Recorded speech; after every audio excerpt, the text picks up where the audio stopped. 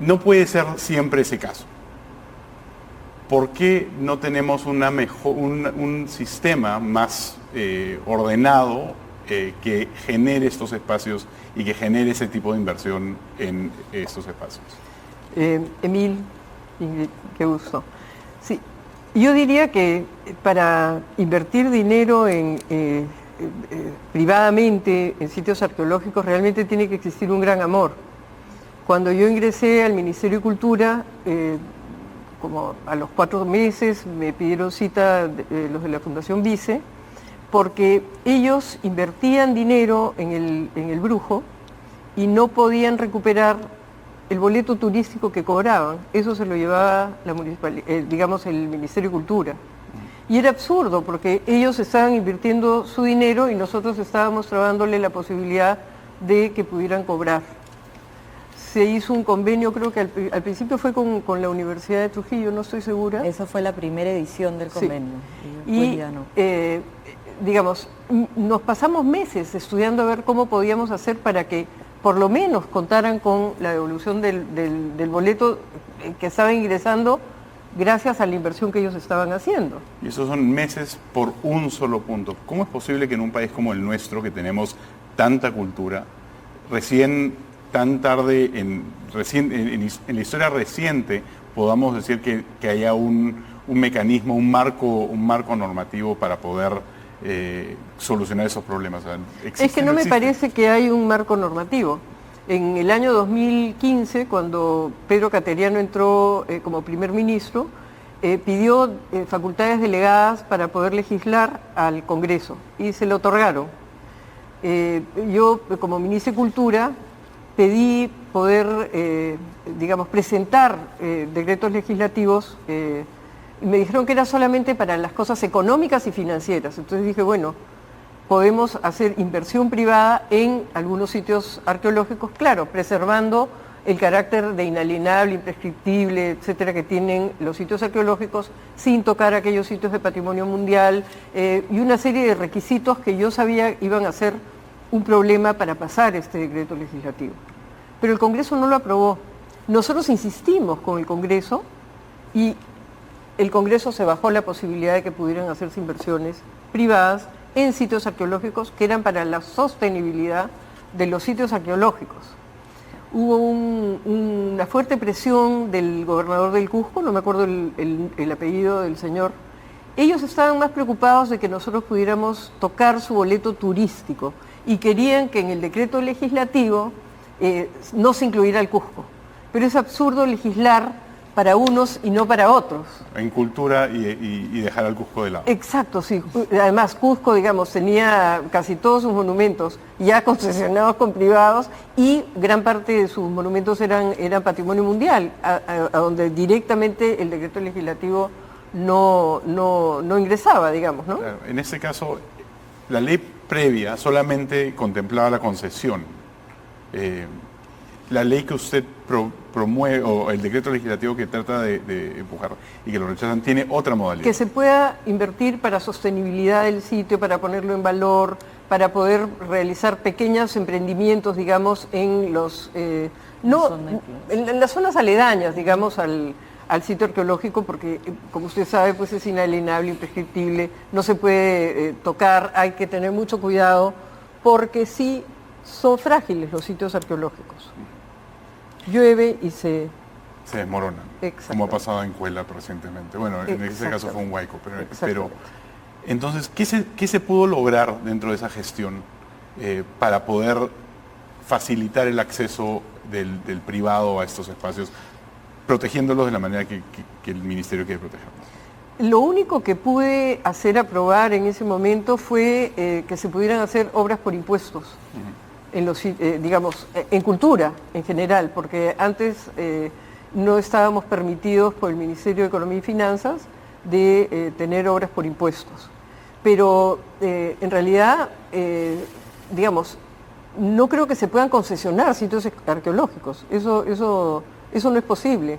Se ha podido hacer en el pasado excepciones, digamos, como Huaca Pucllana, como el caso del Brujo, Y cosas muy contadas, por ejemplo, ¿no? En Machu Picchu hay un hotel en pleno sitio. El Hotel Santuario en Machu exacto. Picchu. Entonces, no es común, ni creo que ahora pudiera ser posible. Cuando traté de iniciar la construcción del Museo Nacional del MUNA en Pachacamac, es decir, una oposición de locos porque no querían que se haga nada que tuviera cercanía al sitio Por simplemente de la Pachacamac. cercanía a la Sabiendo construcción. los arqueólogos que en el lugar elegido para el museo no tenía nada, porque había sido durante 40 años, una ladrillera había sacado toda la arena, entonces no quedaba nada. Quedaba, digamos, en una ladera quedaban 100 momias que se sacaron porque, digamos, por cuidado hicimos una limpieza y, digamos, se les dio el entierro adecuado y se trató el asunto con mucho cuidado.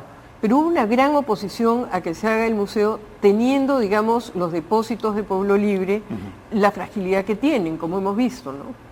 Dadas las diferentes partes y el impacto que puede hacer, ¿por qué esa buena práctica, que es una lección aprendida y buena práctica, no se puede volcar hacia otros proyectos, otras instituciones, otros grupos?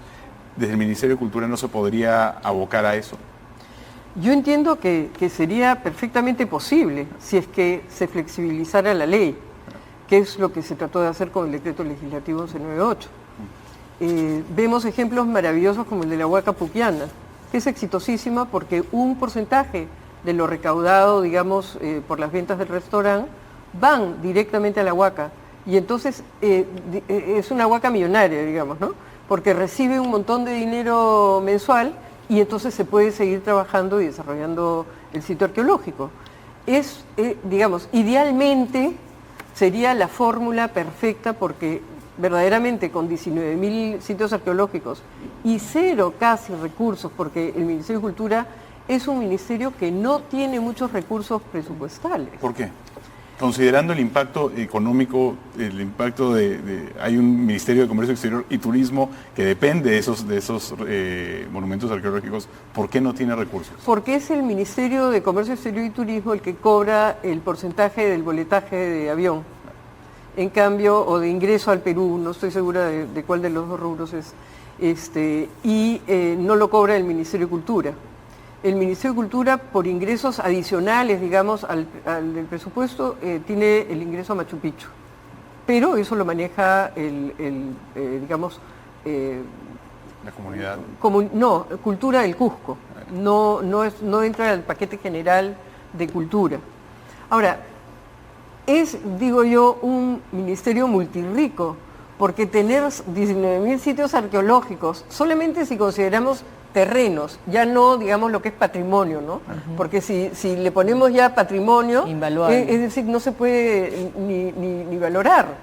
Y además el Ministerio de Cultura tiene a su cargo 5 territorios indígenas que custodia, que son cientos de miles de hectáreas. Entonces, yo no sé por qué es que no puede tener más presupuesto. ¿Puede existir un miedo de que el privado entre y valore algo, rompa algo, no le dé el valor que se merece el espacio? Por eso es que el Ministerio de Cultura o el gobierno o el Estado no dejan que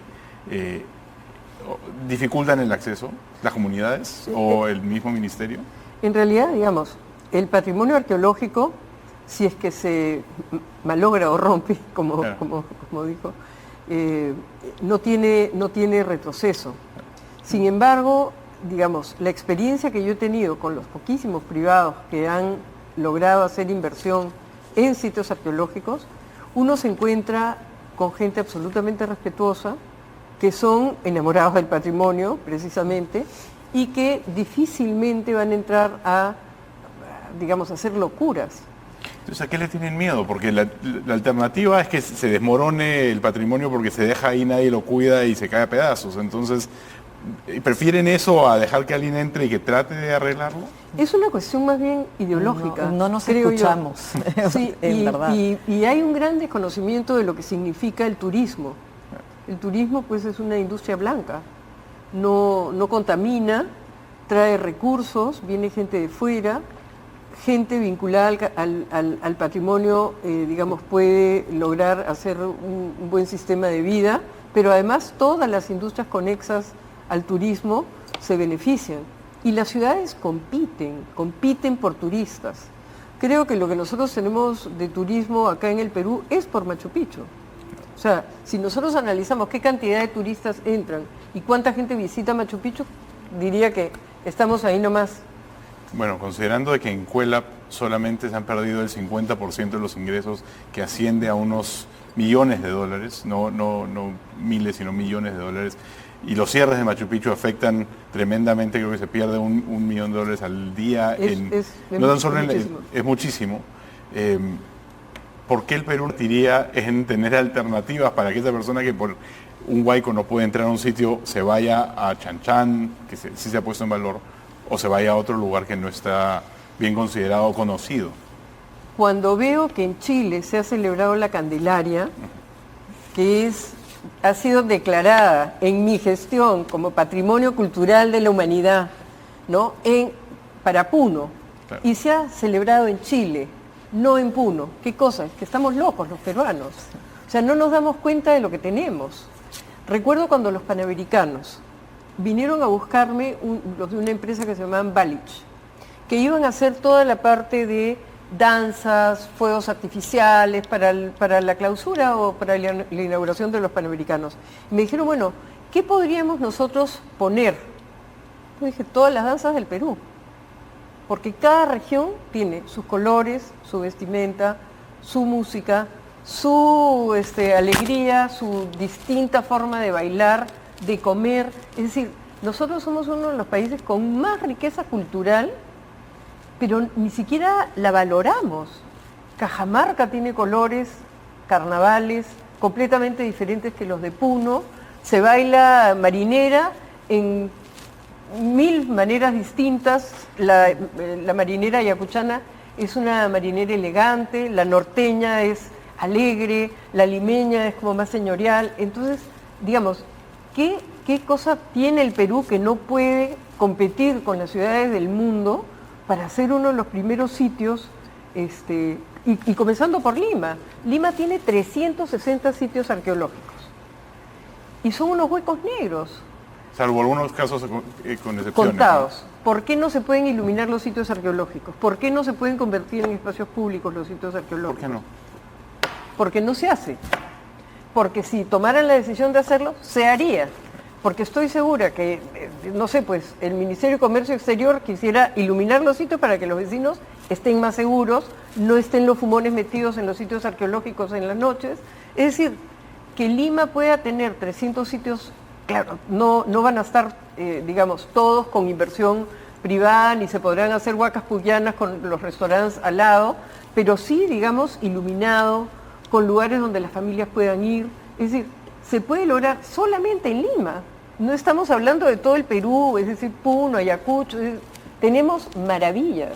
Estamos condenados a sufrir un deterioro tradicional total de nuestro patrimonio en el tiempo si es que no hay actores como la Fundación u otros actores que puedan salvarlo. Estamos ¿se nos va la cultura por los dedos? Yo creo que sí. Desgraciadamente, digamos, mi experiencia. A ver, el día que yo entré al ministerio, quise ir inmediatamente al Museo de Pueblo Libre. Porque chica había ido, mi mamá nos llevaba a los museos cuando éramos chicos y quería ver cómo estaba. Y entonces visité los depósitos, miré los techos, me pareció que había cosas que hacer en esos depósitos de Pueblo Libre. Entonces encargué al ingeniero del ministerio que fuera a ver qué cosa podíamos hacer para mejorarlos. Y entonces me dijo que los techos eran de asbesto. Entonces dije, bueno, hay que cambiarlos. Pero digamos, ¿qué hacemos? Cambien los techos de una vez. Regresó. Me dijo, si sacamos los techos se caen las paredes. ¿Qué? Le dije, ¿qué me está usted diciendo? Yo casi me caigo desmayada en ese momento. Dije, pero ¿y ahora qué hago? Ya es mi responsabilidad, yo no me puedo quedar de brazos cruzados. Entonces dije, muy bien, ¿qué podemos hacer? Vamos a hacer depósitos. Ya, perfecto. Entonces dije, bueno, ¿cuál es la situación del terreno del museo? Porque eso es algo que pasa siempre en el sector público. todo va bien, uno decide hacer algo y dice, bueno, ¿y cómo es el terreno? Ah, no, el terreno es de San Marcos. Entonces dije, bueno, si le digo que me lo pase, me lo quita, seguramente. Claro. Entonces, por favor, no digan nada que es de San Marcos, ¿no? ¿Y ahora qué hacemos? Porque ¿cómo construyes algo en un terreno que no es tuyo? Y fui a hablar con el ministro Miguel Castilla, ministro de Economía, le dije cuál era el problema y, digamos, era responsabilidad del Ministerio de Cultura custodiar pues el patrimonio, o sea, ahí están nuestras riquezas, ¿no? Y me dijo que, digamos, tenía que tener un proyecto. Efectivamente, hice un concurso de arquitectura. No se podía hacer un concurso de arquitectura en realidad, porque la ley decía que solamente si tenías ya los fondos podías hacer el concurso de arquitectura. Dije, ¿y cómo voy a hacer? Los fondos sin tener... Claro, ¿Cómo vas a ver cuánto? o sea, la gallina, ¿cuál viene primero? ¿Qué cosa voy a hacer? Entonces dije, muy bien, reuní a toda la gente que tenía que ver en el ministerio y les dije, ¿qué hacemos? ¿Dónde podríamos hacer depósitos? Porque mi idea al principio no era hacer un museo, dije depósitos, vamos a salvar aquí y porque no se nos puede caer, y menos a mí, no se me va a caer el patrimonio y me muero. Y entonces dimos con que había este terreno en Pachacamac que habían excavado esta ladrillera durante 40 años. Entonces dije, muy bien, ahí vamos a ver. Y se nos ocurrió hacer un proyecto para un museo y lanzamos un concurso de ideas arquitectónicas. No era de arquitectura, ¿ya? Entonces dije, podríamos hacer también un concurso de ideas para Machu Picchu, para el centro de visitantes, y otro para el Archivo General de la Nación, porque finalmente, digamos, San Martín deja en sus decretos que se haga un museo, una biblioteca, ¿no? Y digamos, estábamos en falta. Entonces, hacemos el concurso y me voy a conversar con el presidente y le digo, la única forma que nosotros tenemos de poder salvar el patrimonio es haciendo un museo de estas características. ¿Ok? Y él me dice, muy bien, si tú tienes el proyecto en tal fecha, yo te voy a dar la plata. ¿Ok? Entonces con eso nos lanzamos ya a trabajar el proyecto del museo. Tomó 3 años y en realidad yo había hecho un convenio con UNOPS, que es Naciones Unidas, para que pudieran ingresar los recursos al UNOPS y ellos hicieran el concurso, porque yo sabía que no me alcanzaban 3 años para un proyecto. Entonces, eso fue lo que hice, lo puse en la ley de presupuesto del año anterior, es decir, malabar y medio, ¿ya? Sí, eso suena como que has tenido que buscar la aguja en el pajar para poder lograrlo. Cuando finalmente logro los recursos, 2015, el 20 de diciembre. Pero, digamos, yo tenía 10 días para poder pasar la plata a UNOPS, porque si no, esa plata revertía al tesoro otra vez. Si uno no la gasta, revierte al tesoro. Entonces, ya había tenido el convenio con UNOPS un año antes, esperando a ver si me daban la plata. Ya. Ok, todo perfecto, UNOPS lanza el concurso, gana, se hace la excavación, entre el nuevo gobierno. Yo he dejado las cosas de tal manera, digamos... listas para hacer... Y amarradas para que no las puedan deshacer los que vinieran después, porque yo estoy segura que acá entra el nuevo ministro y quiere parar el museo. Y mencionábamos el tema del Museo Nacional del Perú, que según entiendo existe, pero está vacío. Ahí está. Sí, efectivamente. Se ha inaugurado, lo inauguró Sagasti y...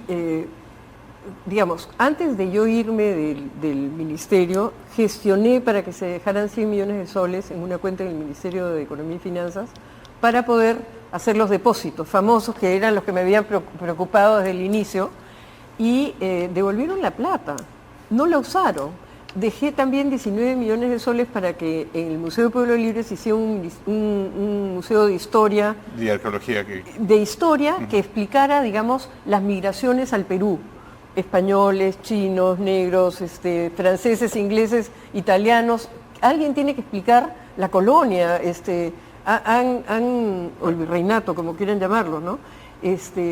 Pero el museo está ahí, vacío. Te hacen el gran recorrido para ver cómo están las instalaciones, tiene aspersores maravillosos si es que se incendia y botan unas neblinas para que no se malogren las piezas, pero no hay ni una pieza adentro. En otros países normalmente lo que hubiera pasado, por más, ese escenario me parece ridículo, pero además en otros países lo que pasa es que los museos los construye el Estado de la mano del sector privado a través de filantropía, o sea, de familias o de personas abocadas al tema. Lo cual me lleva a la pregunta básica, ¿hay cultura de filantropía en el Perú? En realidad, dijeron no y después dijeron sí por acá. Es muy poca, en realidad, digamos, la Fundación Visa hay que hacer un monumento, ¿no? Claro. Porque, digamos, sí hay voluntad, pero es difícil porque ni siquiera la legislación te permite, digamos, a los patronos. Claro. No hay una legislación que permita las donaciones, digamos, como donaciones en los Estados Unidos, ¿no? Que se deducen de impuestos y todo ese tipo de cosas, no existe acá. Entonces, y a los que se ocupan de los sitios arqueológicos, por ejemplo, les hacemos la vida imposible. Ahora creo que la cosa ha mejorado, pero digamos, cuando yo entré al ministerio, yo me reuní cada cierto tiempo hasta ver de qué manera podíamos solucionar que por lo menos pudieran devolverles el boleto que cobraban. Si estaban haciendo una inversión millonaria dentro del sitio arqueológico, habían hecho un museo precioso. Es decir, me parecía una especie de esquizofrenia del Estado no permitir que se invierta y no poder mantener nosotros los sitios arqueológicos que podrían cambiar la historia del Perú. La respuesta es sí se puede, pero quizás todavía no hemos llegado a ese camino, a ese espacio de ejecución. Yo creo que es una cuestión de voluntad política. Si el ministro de Cultura realmente tiene interés en que esto se desarrolle, eso se va a desarrollar. Yo tenía mucho interés porque me daba cuenta que el presupuesto que tenía el Ministerio de Cultura no daba, pero ni siquiera para hacer las cosas propias del Ministerio, y menos para invertir millones en preservar sitios arqueológicos. Pero ¿qué más hubiéramos querido? Que hubiera mucho más filantropía y gente interesada en la sostenibilidad de los sitios arqueológicos, ¿no? Yo creo que eso es indispensable y hay que repensarlo y conversarlo y discutirlo, porque, digamos, tener sitios arqueológicos que se van deteriorando, que no le aportan nada a la ciudad y que, es más, o sea, estos huecos negros, yo nunca había pensado en los sitios arqueológicos como huecos negros, pero Jean-Pierre Cruz, que es un arquitecto que está interesado en el patrimonio, tiene un curso en una universidad prestigiosa en Estados Unidos para hablar precisamente sobre lo que significaría prender los huecos negros y ponerles iluminación y hacer que el entorno de los sitios arqueológicos, digamos, tenga una ganancia. Yo como ciudadano, digamos, es completamente distinto mirar por mi ventana en la noche y ver negro que ver algo iluminado, que además es lo que te representa del pasado, ¿no? Por supuesto. Nosotros parece que no estuviéramos orgullosos de nuestra cultura, de nuestro patrimonio, de nuestra variedad, de la cantidad de pueblos indígenas que hablan lenguas distintas. Es decir, somos un país con riqueza, no somos un país rico, como se dice. Somos un país que tiene riquezas, que hay que trabajarlas. Eso es lo que creo. Les agradezco a ambas. Increíble. A ambas por la conversación, por el tiempo. La cultura es un motor de la economía y del orgullo peruano y es trabajo de todos mantenerlo. Les agradezco mucho la participación. Eso ha sido Punto Medio. Soy Emil Cayó. Nos vamos con Hora 11 con Lisette Cipriano. Muy buenas noches. Nos vemos el día de mañana.